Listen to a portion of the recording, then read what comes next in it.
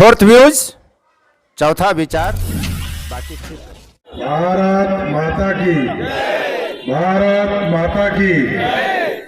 आज इस देश के संविधान दिवस का शुभ अवसर है और जिस संविधान से ये देश चलता है उसी दिन को हम मना रहे हैं।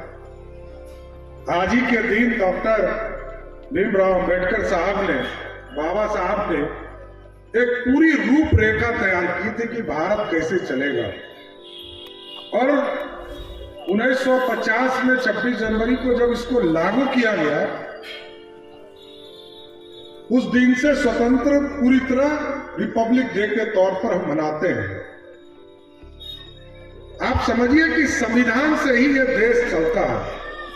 एक कानून बना हुआ है और 4 तरह की प्रक्रिया पूरे देश में है। लोकतांत्रिक व्यवस्था है, न्यायपालिका है, कार्यपालिका है। हम जो गलती करते हैं उसको ये लिखते हैं, सरकार कोई गलती करती है उसको लिखने का काम करता है, कार्यपालिका गलती करती है उसको भी लिखने का काम करते हैं। तो ये पूरा संविधान से ये देश चल रहा है। और दूसरा है गौरवशाली इतिहास हमारा। सम्राट अशोक ने अखंड भारत की कल्पना की थी और उस अखंड भारत को सजाने का काम आज कौन कर रहा है? इस देश के यशस्वी प्रधानमंत्री नरेंद्र मोदी जी करने का काम कर रहे हैं। कई लोग हैं इस देश में जिन्होंने देश का निर्माण किया और सम्राट अशोक उसमें से एक सबसे महान सपूत इस देश के हुए, जिनकी 2 तरह के चरित्र देखे जाते हैं। और इस मगध के राजा थे तो मगध में सिर्फ ये मगध नहीं था, ये मगध यहां से लेकर ईरान तक था, पाकिस्तान तक था। ये मगध सिर्फ अभी जो हम लोग प्रमंडल कहते हैं, ये जो 4 जिला 5 जिला है, यही मगध नहीं है। उस समय का जो मगध था वो हिंदुस्तान से लेकर पाकिस्तान और ईरान तक पहुंचने का काम करता था। और वो राजा ऐसे थे कि जब युद्ध लड़ने गए तो लड़ते लड़ते लड़ते लड़ते इस दुनिया के भूभाग को, सबसे बड़े भाग को भारत बनाने में सफल हुए। खून की नदियों को बहाने का काम। और दूसरा चरित्र उनका तब आया जब उन्होंने शस्त्र को त्यागा और अहिंसा के पुजारी बने। गौतम बुद्ध के विचारधारा, सनातन के विचारधारा को लेकर आगे बढ़ने का काम। इस देश में 2 तरह के चरित्र को देखे गए। बाद में महात्मा बुद्ध के विचारधारा को सब लोगों ने सराहा। और आज देश के प्रधानमंत्री जब दुनिया में जाते हैं तो बड़ा स्पष्ट तौर पर क्या आते हैं, हम उस देश से आते हैं जिस देश में बुद्ध ने विचारधारा दिया। हम गौतम बुद्ध के देश से आए हैं। और ये नरेंद्र मोदी जी कोई एक व्यक्ति नहीं है, विचारधारा। आज देश को खड़ा करने में देश के प्रधानमंत्री लगे हैं, लेकिन साथियों अभी काम बहुत करना। बिहार में लंबे समय से हम लोग राजनीति में हैं और बिहार की राजनीति को हम लोगों ने देखा कि जिस तरह लोग यहां पलटी मारने का काम कर रहे हैं, हमको लगता है कि राजनीति भी शर्मा गया। इतिहास गवाह रहेगा। जिस व्यक्ति को सबसे ज्यादा सम्मान बिहार की राजनीति में लोग करते थे, वो व्यक्ति ही सबसे ज्यादा अपने आप को पलटासन के नाम से जाने जाते। अब क्या दुर्भाग्य है, 94 में याद कीजिए समता पार्टी का निर्माण हुआ और लघु समाज के लोग खड़े हुए। बीपीपा खड़ी थी, भारतीय जनता पार्टी खड़ी थी। बाद में एनडीए 1996 में आके बना और तब हम लोग जो महागठबंधन के लोग यूपीए थे उसको हराना शुरू किया। लेकिन जब समता पार्टी का निर्माण हुआ वो मूलतः हम लवकुश की पार्टी बोले जाते थे कि लवकुश की पार्टी है।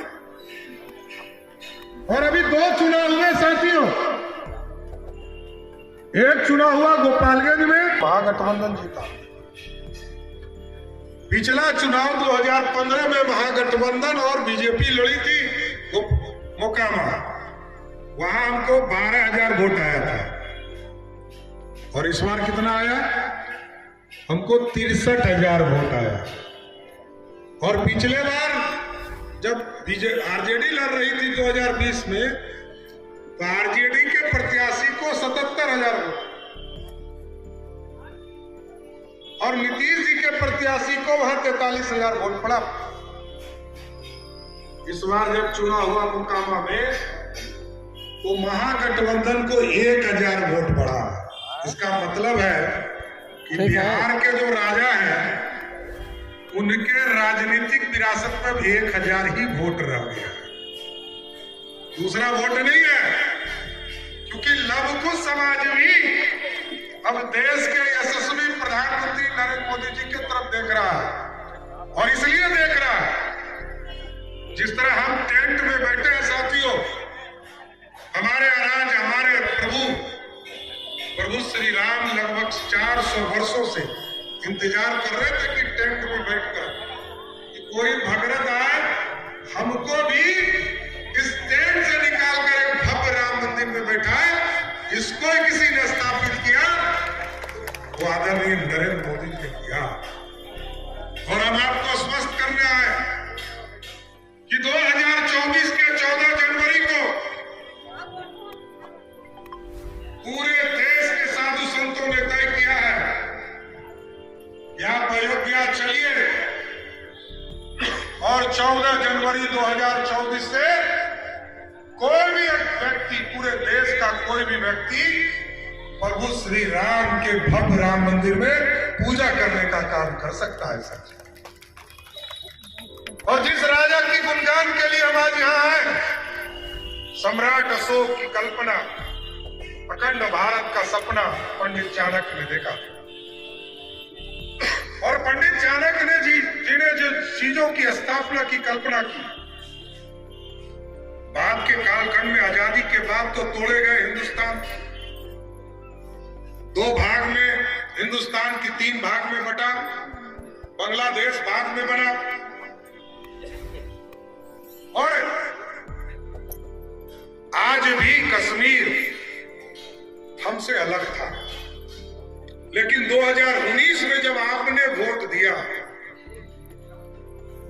और यहां से एनडीए प्रत्याशी को चुनाव जिताकर भेजा, तो देश के प्रधानमंत्री जी ने जो अखंड भारत का सपना था, क्योंकि औरंगाबाद जिले के लोग कश्मीर में कोई जमीन नहीं खरीद सकते, कश्मीर का वोटर नहीं हो सकता था। हम दिल्ली जाते हैं, पंजाब जाते हैं, गुजरात जाते हैं, हम बॉम्बे जाते हैं, 1 साल रहते हैं, उसके बाद अपना वोटर लिस्ट में नाम जोड़ लेते थे। लेकिन हम कश्मीर जाते थे तो ना हमको वहां का लोग पूछता था कि कोई हम हिंदुस्तानी हैं, क्योंकि वो अपने आप को कश्मीरी समझता था। और नरेंद्र मोदी जी और अमित शाह जी को विशेष तौर पर धन्यवाद देना चाहते हैं साथियों, जो पंडित चाणक्य का सपना था और जिसकी स्थापना सम्राट अशोक, हमारे राजा मगध के राजा ने किया था, उसको भी नरेंद्र मोदी की सरकार ने 370 को उखाड़कर कचरे के ढेर में फेंकने का काम किया। भाजपा के लोग जाते थे, जनसंघ के लोग जाते थे, हम भव्य राम मंदिर में आपको पूजा कराएंगे। और दूसरी जो सबसे महत्वपूर्ण बात है कि आप जो झंडा लेकर भाजपा के कार्यकर्ता, जनसंघ के कार्यकर्ता घूमते थे और कहते थे कि नहीं चलेगा 2 विधान, नहीं चलेगा 2 निशान, नहीं चलेगा 2 प्रधान, उसको, उस थोरी को भी आपने जमीन पर उतारने का काम किया। हम जो 1950 में कहते थे वही आज भी कर रहे हैं। सैद्धांतिक तौर पर यह पार्टी कभी नहीं बदली, एनडीए में बने, हमने कॉमन मिनिमम प्रोग्राम भी बनाया, लेकिन कभी ये नहीं कहा कि हम राम मंदिर से हट गए, हम 370 से हट गए, आप सोचिए कि 1950 में डॉक्टर श्यामा प्रसाद मुखर्जी जी ने जो सपना देखा था उसको पूरा करने में 2019 लगा, बदले नहीं, सैद्धांतिक तौर पर खड़े रहे। कुमार जी भूल गए, कोई सिद्धांत नहीं है। ये आज राजद के साथ है, कल कांग्रेस के साथ भी जा सकते, कल माले के साथ भी जा सकते। फोर्थ व्यूज, चौथा विचार।